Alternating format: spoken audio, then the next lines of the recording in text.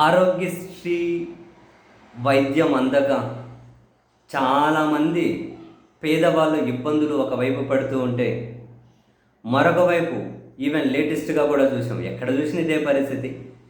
చదువుకునే పిల్లలకు fee reimbursement ఇవ్వక, కాలేజీలలో వాళ్ళకి హాల్ టికెట్లు ఇవ్వక, పరీక్షలు రాయనీయక, మార్కాపురంలో ఒక ఇంజనీరింగ్ కాలేజీ దగ్గర గేటు బయటనే 100 మంది విద్యార్థులకు, అమ్మాయిలు అబ్బాయిలు పైగా ఉండి వాళ్ళు మాట్లాడుతూ మేము చదువుకొని ప్రయోజనం లేకుండా పోతుంది, పరీక్షలు రాయనివ్వట్లేదు, వాళ్ళు ఏమో డబ్బులు కట్టమంటున్నారు, మా దగ్గర ఏమీ లేదు, ప్రభుత్వం ఏమో రియంబర్స్ చేయట్లేదు అని చెప్పి వాళ్ళు మాట్లాడుతూ ఉంటే, ఇటువంటివన్నీ సంఘటనలన్నీ చూస్తూ ఉంటే చంద్రబాబు సార్కి ఎవరైనా చెవిలో ఒక మాట చెబితే బాగుండు అనిపించింది.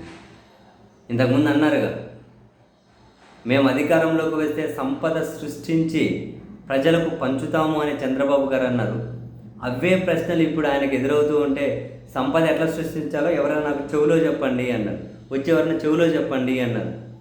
సంపద ఎట్లా సృష్టించాలో ఎవరు చెవులో చెప్పక్కర్లేదు, చంద్రబాబు గారికి తెలుసు. అందుకే మినరల్ డెవలప్మెంట్ కార్పొరేషన్ మైన్స్ కూడా ప్రైవేట్ వాళ్ళకి తాకట్టు పెట్టి మరీ అప్పులు తెచ్చుకుంటూ ఉన్నారు. సంపద సృష్టి అంటే అప్పుల సృష్టి, అది ఎవరు చెవులో చెప్పక్కర్లేదు. కానీ బట్ ఈ మాట మాత్రం చెవిలో చెప్పండి. పేదవాళ్ళు అల్లాడిపోతున్నారు, ఫీజులు కట్టుకోలేక విద్యార్థులు, వాళ్ళ తల్లిదండ్రులు, వైద్యం అందక పేదల రోగులు, వాళ్ళ కుటుంబ సభ్యులు, బంధువులు, కనీసం ప్రభుత్వం నుంచి ఎలాంటి ఆసరా దక్కక, ఒక సంక్షేమం అందక, ప్రజలు డబ్బు తిరుగుబాటు కాక, ప్రజల కొనుగోలు శక్తి పెరగక, ఇదంతా చాలా ఇంపాక్ట్ చూపెడుతుంది. సార్, మనం చాలా ఇచ్చాము, ఆ తల్లికి వందనం ఇన్స్టాల్మెంట్ గురించి ఆలోచించకండి, డైరెక్ట్ ఇచ్చేయండి. వీలైతే మొన్న ఓ సంవత్సరం ఎగిరిపోయింది కదా, అది కానీ కలిపి ఇవ్వండి. 18 ఏళ్ళు నిండిన వాళ్ళ 45 నుంచి 45 ఏళ్ళు నిండిన వాళ్ళకు నెలకు 1800 ఇస్తాం. 18 ఏళ్ళు నిండిన వాళ్ళకు 18 ఏళ్ళు నిండిన ప్రతి మహిళకు నెలకు 1500 ఇస్తామన్నారు కదా, సంవత్సరానికి 18,000. అదైనా ఇవ్వండి. వాళ్ళకు ఉచిత బస్ సౌకర్యం కల్పిస్తామన్నారు, కల్పించండి. మిగిలినవి మళ్ళీ మాట్లాడుకుందాం. రైతులకు రైతు భరోసా అని ఎవరైనా చెవిలో చెబితే బాగుండే. ప్రభుత్వానికి ఏది ప్రియారిటీ కావాలి సార్? విద్య, వైద్యం ప్రియారిటీ. విద్య మనం పట్టించుకోవట్లేదు, వైద్యం మనం పట్టించుకోవట్లేదు. చివరికి ప్రభుత్వ మెడికల్ కాలేజీలలో మెడికల్ కౌన్సిల్ వాళ్ళు సీట్లు ఇస్తామన్నా కనుక వద్దంటున్నారు. వీళ్ళ ప్రియారిటీస్ చూడండి.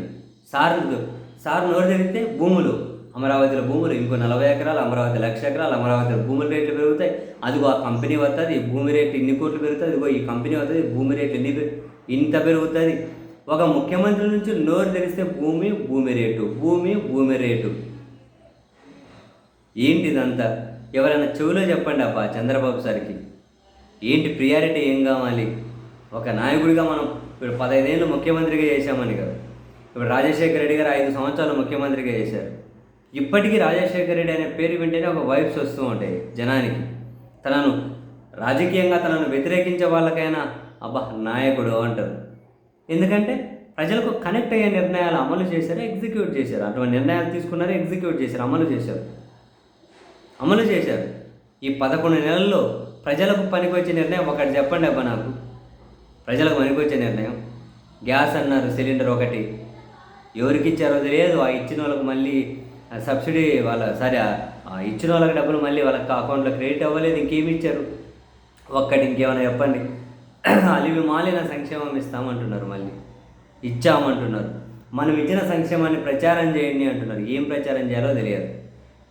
ప్రభుత్వం ఇచ్చే సంక్షేమాన్ని బాగా ప్రచారం చేయండి. ఏమి ఇచ్చారు?